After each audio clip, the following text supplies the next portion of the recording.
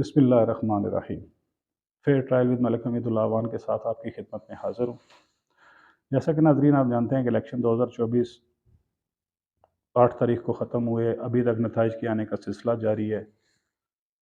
जो जीत के वो जश्न मना रहे हैं, जो हार गए वो धांधली का रोना रो रहे हैं। मैं आज के प्रोग्राम में आपसे जब मैंने आपके साथ ये इस चैनल के प्लेटफॉर्म पे ये ऐद किया है कि मैं आपको वो चीज़ बताऊँगा, वो बात करूँगा जो हकीकत पर मबनी हो, किसी तरह के प्रेशर, किसी तरह के ज़ाती मफादात से बालातर होकर। 8 तारीख की शाम जब नताइज का ऐलान हुआ, आप भी जानते हैं, मैं भी जानता हूँ और जो जीते हैं वो भी जानते हैं कि तहरीक-ए-इंसाफ हर ज़्यादातर हलकों में अक्सरियत ले रही थी। उनकी वोटों की गिनती तादाद ज़्यादा थी, मुखालफिन काफ़ी उनसे दूर थे।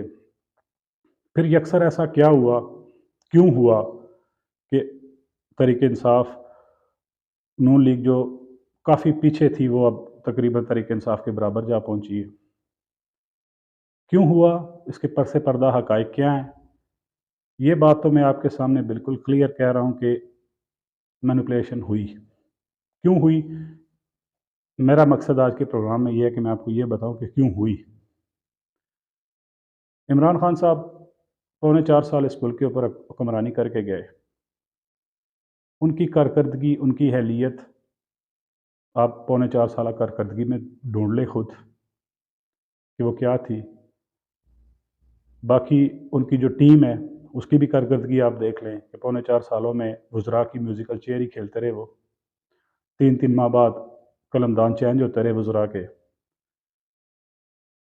कोई पाकिस्तान में मेगा प्रोजेक्ट नहीं लगा, किसी तरह का कोई ऐसा बिल जो स्टेट के हक़ में हो या आलमी दुनिया के अगेंस्ट हो, चाहे वो इस्लामी कर लें या पाकिस्तान के हवाले से कर लें, कुछ भी ऐसी कारकर्दगी नहीं थी मुतासरकुन की जिसको ये जवाज़ बना लिया जाए कि इमरान खान लाज़िम व मलज़ूम है। सबसे बड़ा साइड इफ़ेक्ट जो इमरान खान साहब का है वो ये है कि उन्होंने जो सोशल मीडिया के ज़रिए गंद फैलाया, हमारी नस्लों को गुमराह किया। अब मैं एक चीज़ ऐड करना चाहता हूँ कि मेरी बातें जब मैं ये कहता रहा हूँ कि इमरान खान साहब के ऊपर रियासत ने रेड लाइन खींच दी, तब भी आपको पसंद नहीं आती थी। अब जब उस रेड लाइन को उन्होंने इम्प्लीमेंट किया, इमरान खान साहब की सियासत को क्रैश करने के लिए, जो ज़रूरी भी था, मैं बिल्कुल रियासत की सपोर्ट में हूँ इस हवाले से, क्योंकि एज़ ए मीडिया मैन जो हक़ाइक़ मैं जानता हूँ शायद पब्लिक नहीं जानती। आगे मैं उस पे बात करता हूँ। अभी भी शायद आपको मेरी बातें पसंद ना आएँ, लेकिन बतौर सहाफ़ी, बतौर जर्नलिस्ट के, बतौर एनालिस्ट के, मेरा ये काम नहीं है कि मैं आपकी पसंद नापसंद को देखूँ। मेरा काम ये है कि मैं वो हक़ाइक़ आप तक पहुँचाऊँ जो किसी के फ़ेवर में नहीं, किसी की मुखालफत में नहीं, मेरी ज़ाती नापसंद पसंद की उसमें गुंजाइश ना हो। जो हक़ाइक़ हैं वही आपके सामने पहुँचाऊँ। हकीकत ये है कि इमरान खान साहब ने पौने 4 साल में इंतहाई, जिसे कहते हैं कि नाअहली के साथ हुकूमत की, नाअहल टीम के साथ की, सिर्फ़ सोशल मीडिया के ज़रिए तकारीर को जवाज़ बना के या क्या कह लें आप उनको, शलवार कमीज़ को जवाज़ बना के, स्टाइल को जवाज़ बना के, कारकर्दगी हकीकत में उनकी यही थी कि पौने 4 साल में वज़रा बार-बार तब्दील होते रहे कलमदान। जो उनका सबसे बड़ा आइंस्टाइन असद उमर साहब थे वज़ीर ख़ज़ाना, वो 6 माह बाद ही तब्दील कर दिए गए। फिर टीम क्या थी, वीएन क्या था, कारकर्दगी क्या थी कि 2 पीपल्स पार्टी के साबिक़ वज़राए ख़ज़ाना हफ़ीज़ शेख साहब और शौकत अज़ीज़ साहब, शौकत तरीन साहब, उनको लाया गया, मुल्क नहीं सँभला उनसे। अब लेकिन जवाज़ फिर बात वो आ जाती है कि अगर नहीं सँभला तो इमरान खान साहब अभी तक सियासत में इतने ज़्यादा इन क्यों हैं कि इस इलेक्शन में भी उनको ठीक-ठाक वोट मिला, तगड़ा वोट मिला, बल्कि हकीकत ये है कि वो जीतने की पोज़ीशन में उनको वोट मिला।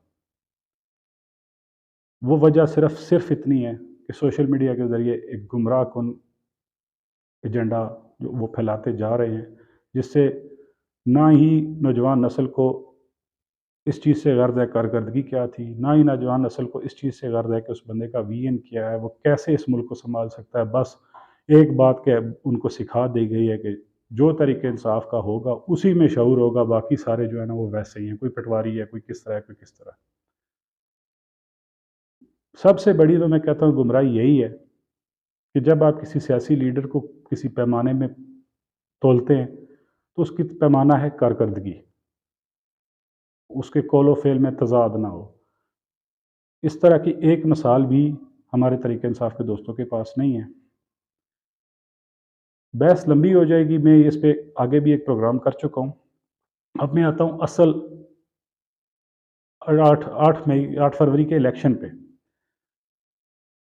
रियासत ने ये डिसीजन ले लिया था, रियासत को इस बात का पता था कि इमरान खान इस मुल्क के लिए ज़हर कातिल बन चुका है। ज़हर कातिल से मतलब एक ट्यूमर की हैसियत इख्तियार कर चुका है, जिसे हम अपनी ज़बान में रसौली कहते हैं। इस रसौली को उखाड़ने के लिए रियासत ने खुद खुद भी बड़ी कुर्बानियाँ दी हैं। रियासत ने खुद पे बड़ी गालियाँ-गालम-गौच बर्दाश्त की है, अपने इदारों पे अटैक बर्दाश्त किए हैं। क्योंकि इदारों के पास ऐसे सबूत मौजूद हैं, ऐसे हक़ाइक़ सामने मौजूद हैं कि किस तरह पाकिस्तान के दोस्त ममालिक को इमरान खान ने साहब ने इक़्तिदार में रहते हुए नाराज़ किया, किस तरह इस मुल्क के ख़ज़ाने को लूटा गया, किस तरह कर्ज़ भी डबल लिए गए, कोई मेगा प्रोजेक्ट भी नहीं, फिर भी मुल्क दिवालिया करके दाने पे छोड़ के वो यहाँ से गए। इस तरह के इदारों के पास सबूत मौजूद हैं कि इमरान खान साहब किसी आलमी एजेंडे के तहत इस मुल्क में अपना एजेंडा नाफ़िज़ कर रहे थे, अपना काम कर रहे थे। सबसे बड़ा उनका टूल है सोशल मीडिया, वही उनकी कारकर्दगी है, वही सारा कुछ है जिसके ज़रिए गुमराही फैला के लोगों को गुमराही में मुब्तला किए रखा गया। और उसी का नतीजा इस इलेक्शन में भी इदारों को पता था कि ये निकलेगा। इन जनाब के और फिर उसके सबसे बड़ी बैकग्राउंड ये है कि पीपल्स पार्टी और नून लीग ने भी कोई ऐसी मुतासरकुन कारकर्दगी माज़ी में नहीं की हुई कि जिसकी बेस पे वो भी इक़्तिदार तक पहुँच सके। उसी चीज़ का फ़ायदा उठाते हुए तहरीक-ए-इंसाफ़ ने इस दफ़ा भी इलेक्शन में एंट्री की, जिसका उनको वोटों के ज़रिए तो खातिर-ख़्वाह फ़ायदा हुआ, लेकिन अमली बात फिर वही आ जाती है कि इदारों ने इस ट्यूमर को उखाड़ने के लिए बिल्कुल लगी-लिपटी रखे बगैर कहूँगा, उन्होंने शायद रिज़ल्ट में भी रद्द-ओ-बदल की हो, जो बज़ाहिर नज़र भी आ रही है। लेकिन मैं आपको मेरी पिछली शायद प्रोग्राम याद हो, मैंने यही कहा था कि इस दफ़ा नवाज़ शरीफ साहब को हुकूमत देनी है उन्होंने, क्योंकि ये ना सिर्फ़ हमारे मुल्क की ज़रूरत, बल्कि आलमी जो पाकिस्तान के दोस्त ममालिक हैं, जिनमें चाइना है, यूएई है, सऊदीया है, फिर मलेशिया है, फिर तुर्की है, इनकी तरफ से भी ये पाकिस्तान के इदारों को और पिछली जो पीडीएम की हुकूमत है, उसको ये कह दिया गया था कि सियासी इस्तेकाम लाओ, एक सियासी हुकूमत बनाओ, बार-बार कशकोल हमारी तरफ मत लेके आओ, हम इन्वेस्टमेंट उस सूरत में करेंगे, आपको खड़ा उस सूरत में और आखिरी बार करेंगे कि अगर आपने ऐसा सियासी इस्तेकाम ना लाया, तो फिर हमसे किस तरह की उम्मीद ना रखिएगा। उसी आलमी मुआहिदों को, जिसमें एस्टेब्लिशमेंट भी शामिल थी, जिसमें मुल्क की ये जो अभी इक़्तिदार में आने वाली हुकूमत है, इसके भी सरबराहान मौजूद थे और दीगर भी पाकिस्तान की अहम सियासी शख्सियात मौजूद थीं, जिसमें ये दुबई के अंदर 6 माह पहले नवाज़ शरीफ साहब के आने से 6 माह पहले जो दुबई के अंदर मुलाकातें हुई हैं, वो इसी सिलसिले में थी। अब इस ट्यूमर को उखाड़ने के लिए इदारों ने जो ऑपरेशन किया इलेक्शन में, मैं बिल्कुल उसकी सपोर्ट में हूँ। मैं ये कहता हूँ कि बिल्कुल 100% जो किया वो ठीक किया, क्योंकि हवा में या सोशल मीडिया से हुकूमतें नहीं सँभाली जाती या मुल्क नहीं सँभाले जाते। इस गुमराही को फैलाया जिस तरह गया है, उसी तरह इसको मिटाया जाएगा। जिस तरह इसको 2018 में दूसरों का मैंडेट चोरी करके इसको बिठाया गया, बिठाने वालों की मतलब गलती समझ लें या उन्होंने इसको जज सही नहीं किया। उन्होंने भी तंग आ चुके थे कि नून लीग और पीपल्स पार्टी की सियासी लड़ाई और बार-बार इक़्तिदार में आना, लेकिन मुल्क का वही हालात, इसलिए उन्होंने नया तजर्बा किया जो उनके अपने भी गले पड़ा। और ऐसा गले पड़ा कि इंटरनेशनल सतह पे भी जगहसाई का बायस बना। अपने इदारों पे अटैक भी हुए। इसलिए रियासत ने कर लिया है कि किसी सूरत तहरीक-ए-इंसाफ़ तो दोबारा आ सकती है शाह महमूद कुरैशी साहब की सरबराही में या परवेज़ इलाही की सरबराही में या बैरिस्टर गौर साहब की सरबराही में, लेकिन अब अगर ये कहा जाए कि इमरान खान साहब इस मुल्क के सियासी कैनवस में दोबारा नज़र आएँगे, तो ये मुमकिन नहीं रहा। इसीलिए इस इलेक्शन में नून लीग को मैंडेट दिलवाया गया। अब नून लीग हुकूमत में आएगी और अगर कारकर्दगी दिखाएगी तो 2028 या 29 में जो इंतखाबात होंगे, मेरी नज़र में वो हकीकत में जमहूरियत पर मबनी होंगे। जो कारकर्दगी दिखाएगा वही आइंदा हुकूमत बनाएगा। इस्टेब्लिशमेंट भी ये जो छीन के इक़्तिदार इमरान खान साहब को दिया गया था, जिनसे छीना गया था उनके हवाले करके खुद अब मेरा एनालिसिस ये है कि वो खुद अब सियासत से किनारा कशी इख्तियार करेगी और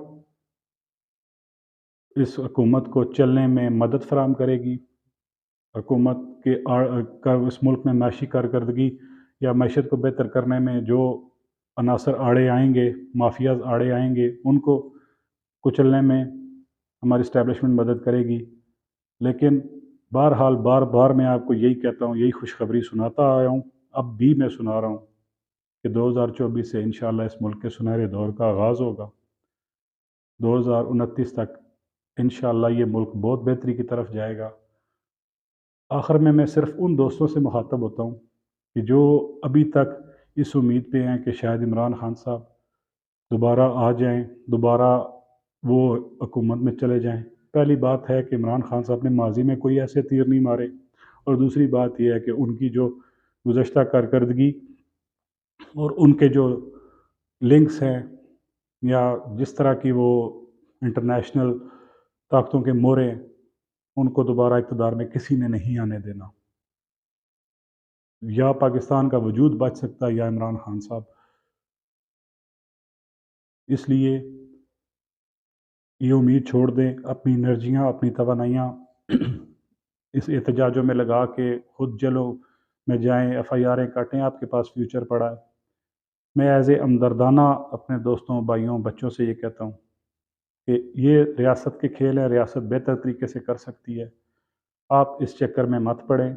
हो सके तो अपने आप को इस काबिल बनाएँ कि आप इस मुल्क की बागडोर सँभाल सकें, इस मुल्क में कोई कंट्रीब्यूट कर सकें और दुआ करें अल्लाह करीम से कि ये मुल्क इंशाअल्लाह, दुआ है हम सब की दुआ है, आप भी दुआ करें कि अल्लाह करे ये मुल्क सँभले। हम भी देखें कि तरक्की याफ़्ता कौमें कैसे ज़िंदगी गुज़ारती हैं। हम भी इस गुर्बत, जहालत, बेरोज़गारी, अफ़लास से निकलें और अपने मुल्क को, अपने आबा-ओ-अजदाद की कुर्बानियों को बेहतर अंदाज़ में उनको अमली जामा पहना सकें और पाकिस्तान दुनिया में तरक्की करे। हम भी जहाँ पे जो सफ़ेद व इस ग्रीन पासपोर्ट की इज़्ज़त का इमरान खान साहब ने हमें ख्वाब दिया था, वो तो पूरा ना हो सका, लेकिन अल्लाह करे कि वक़्त ऐसा आए कि हमारे सब्ज़ पासपोर्ट की इज़्ज़त हो, हमारे पाकिस्तान की इज़्ज़त हो, हमारे दीन का नाम सरबुलंद हो। दीन का नाम सरबुलंद तो ख़ैर इन हुक्मरानों से मुमकिन नहीं है। माशी तरक्की की उम्मीद की जा सकती है, लेकिन फिर भी हम दुआ अल्लाह से करते हैं कि इस्लाम और पाकिस्तान का परचम बुलंद रहे। पाकिस्तान ज़िंदाबाद। अल्लाह हाफ़िज़ दोस्तों।